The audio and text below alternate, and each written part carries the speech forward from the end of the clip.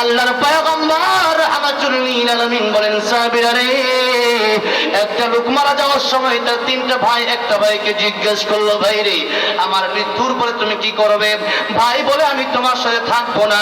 আরেকটা ভাইকে জিজ্ঞেস করা হলে বলে, তোমার জন্য কাফনের কাপড় এসে তোমাকে গোসল করায়া, তোমাকে কাপড়ের কাপড় পরায়া, আতর লাগায়া, ও আমার ভাই রে, ওই কবরে নামায়া আমি কবরে মাটি দিয়ে চলে আসবো।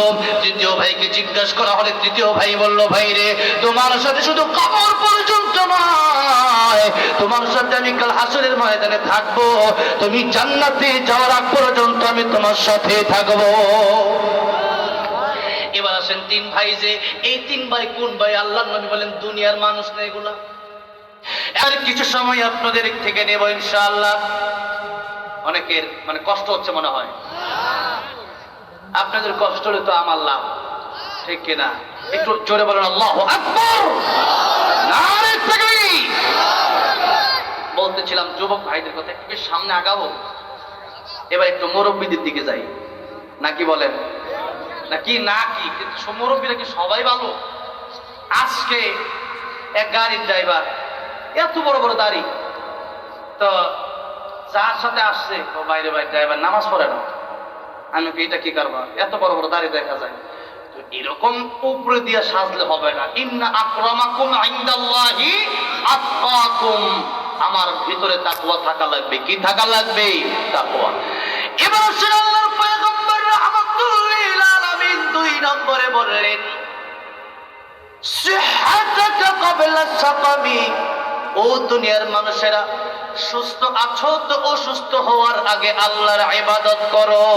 কোন সময়? আমরা সুস্থ থাকা অবস্থায় ইবাদত করি, অসুস্থ হয়ে গেলে পরে কই, ইসরে যদি সুস্থ হয়ে যায় ওই দিন নামাজটা পড়বো না। আল্লাহ সুস্থ হয়ে গেলে এটা দিমু, এটা সৎকার করবো, এটা মুরগি দিমু, ছাগল দিমু, গরু দিমু। কেন ওই সময়? কেন? সুস্থ থাকা অবস্থায় আল্লাহর গোলামি করেন। এবার সেই আল্লাহ নবী বিশ্ব নবী রাহমাতুল লিল আলামিন বললেন, ও দুনিয়ার মানুষেরা, 3 নম্বর, গিনাকা ক্বাবলা ফাকরিক, ও দুনিয়ার মানুষেরা, ধনী থাকা অবস্থায়, টাকা পয়সা থাকা অবস্থায় আল্লাহর গোলামি করো। কারণ যখন তোমরা ফকির যে কোনো সময় হয়ে যেতে পারো। সকালবেলা ধনী তুমি ফকির, সন্ধ্যাবেলা। এই জন্য ফকির হতে সময় লাগে না, যে কোনো সময় মানুষ ধনী হতে পারে, যে কোনো সময় মানুষ ফকির হতে পারে। ধনী বানানোর মালিককে, আবার ধনী থেকে ফকির বানায় দেওয়ার মালিককে, সব কিছুর মালিক আল্লাহ।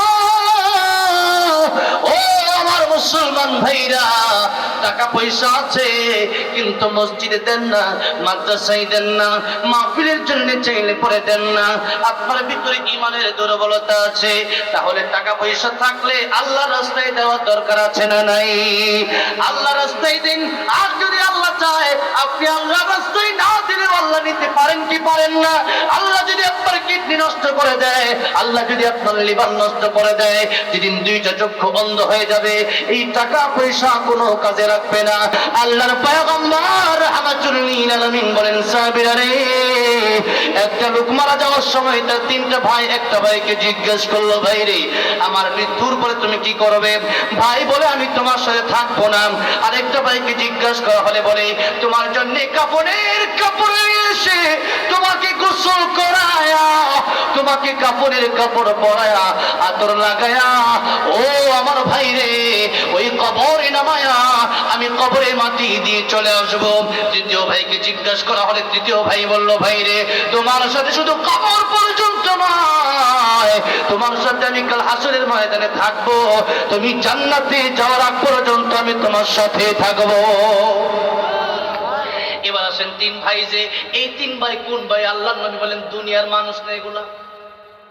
1 নম্বর ভাইয়ের নাম হলো সম্পদ, ধন সম্পদ। 1 নম্বর ভাইয়ের নাম কি বলেন? ধন সম্পদ। এগুলা কি কবরে যায়? অগ্রণী ব্যাংকের টাকা কি কবরে যাবে? ডাচ বাংলা, গ্রামীণ bank, city bank, Dhaka bank, Al-Arafah bank, যত ব্যাংক আছে, টাকা যা রাখছেন আল্লাহর রাস্তায় দান করেন না, এই টাকা পয়সাগুলো কি আপনার সাথে যাবে না? যাবে না। কি যত সম্পদ কিন্তু সবকে আপনার কবর দিয়ে দেওয়া হবে? দেহ খাবে বুকে, সম্পদ খাবে লুকে। লুকে দেহ খাবে বুকে, সম্পদ খাবে লোকে দেহটা আপনার পোকা খেয়ে ফেলবে, আর সম্পদগুলো লোকে খাবে। আপনি যারা নমিনি দিচ্ছেন, আপনার ছেলে দিয়ে থাকলে ছেলে একটা টাকাগুলো আনবো, বেশি না 40 দিন 50 দিন 1 মাস 2 মাস গেলে আস্তে আস্তে বলে যাবে। একদিন দুদিন হয়তো কষ্ট কানবে, আহারে বা পুড়ে গেছে, শেষ। এরপরে আপনার এই ছেলে আর এখন থাকবে না। আমি একদিন দেখলাম একটা ছেলে বাবা মারা গেছে, মসজিদে কাঁদতেছে, কয়েকদিন পরে দেখলাম ডিজে গান বাজাইতেছে। তাহলে তার বাবার জন্য দরদ নাই। কয়েকদিন পরে বিয়ে করেছে, বাবার টাকা পয়সা ছিল, ওই টাকা পয়সা এনে বিয়েতে ধুমধাম করে খরচ করে। আজকেও আসার সময় দেখলাম অনেকগুলো ডিজে পার্টি হচ্ছে। কি পার্টি? DJ party. আহারে, ডিজে পার্টি করে যে মজা পায়, এই ডিজে পার্টি না দিলে বিয়ে হয় না। ডিজে পার্টি না দিলে যদি বিয়ে না হয়, এই বিয়েতে শান্তি আসবে কেমন? অশান্তি আসবে, ঠিক কিনা বলে? বিয়ে করেন আল্লাহর কোরআনের দাওয়াত দিয়ে বিয়ে করেন। কি দিয়ে বিয়ে করতে হবে?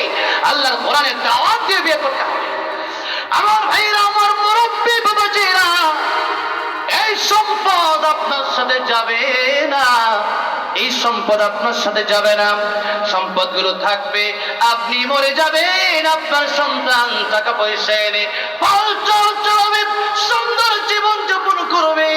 স্বামী যদি হয়, স্ত্রী যদি মারা যায় আরেকটা বিয়ে করবে, আর যদি স্বামী মারা যায় আরেকটা স্বামী সে গ্রহণ করবে। আপনারে চিরদিন মনে রাখবে না। আল্লাহ রাব্বুল আলামিন বলেন, ইন্নামা ওয়ালিয়ুকুমুল্লাহু ওয়া রাসূলুহু ওয়াল্লাযীনা আমানুল্লাযীনা ইউকিমুনাস সালাত ওয়া ইউতুনাজ যাকাতা ওয়া হুম রাকিউন।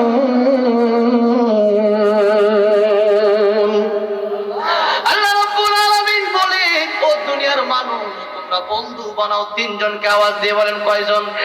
এক নম্বরে তোমরা আল্লাহকে বন্ধু বানাও। জবান ছেড়ে বলেন কাকে বন্ধু বানাতে হবে? আল্লাহ আল্লাহ বল বান্দা, আল্লাহ আল্লাহ বল।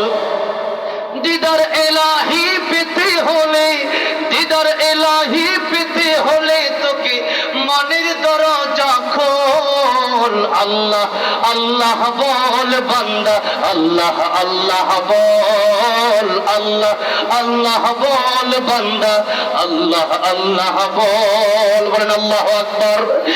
এই চললে যদি আমাদের বন্ধু বানাতে হয়, এক নম্বরে আল্লাহর বন্ধু বানাবেন। কারণ যখন আমাদের কেউ ছিল না, তখন ছিলেন আমার আল্লাহ। আবার যখন আমাদের কেউ রবে না, জবান ছেড়ে দিয়ে বলেন তখন আমাদের থাকবেন কে? সেদিন যেদিন কবরে চলে যাব, ওই দিন আল্লাহ ছাড়া আমাদের সাথে কেউ থাকবে না। বাপ যাবে না, মা যাবে না, ভাই যাবে না, বোন যাবে না। ও দুনিয়ার মানুষেরা, একদিন মাটির ভিতরে হবে ঘর রে মন আমার। কেন বাঁধো দালান ঘর রে মন আমার? কেন বাঁধো দালান ঘর? প্রাণ পাখি উড়ে যাবে পিঞ্জর ছেড়ে, ধার দেবে সবই রবে, তুমি যাবে চলে। বন্ধু বান্ধব যত, মাতা পিতা তারা সত, সকলে হবে তোমার পর রে মন আমার। কেন বাঁধো দালান ঘর? ঠিক কিনা বলেন? এই জন্য দুনিয়ার মানুষেরা এই সম্পদ আল্লাহ রাব্বুল আলামিন আমাদেরকে দিছে। আবার যেদিন কবরে যাব, সম্পদ নিয়ে যাব না, খালি হাতে যাব।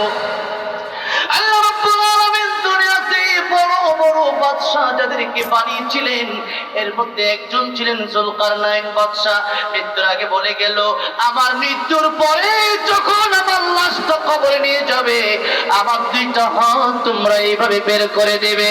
তামাম দুনিয়ার মানুষ যেন বুঝতে পারে আমি তামাম পৃথিবীর বাদশা হওয়ার পরেও এই দুইটা হাতের ভিতরে সোনার অলংকার টাকা পয়সা কিছুই নিয়ে যেতে পারি নাই, খালি হাতে ওই কবরে আমি যেতেছি।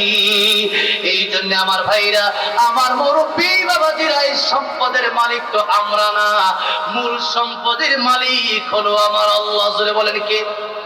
জোরে বলেন।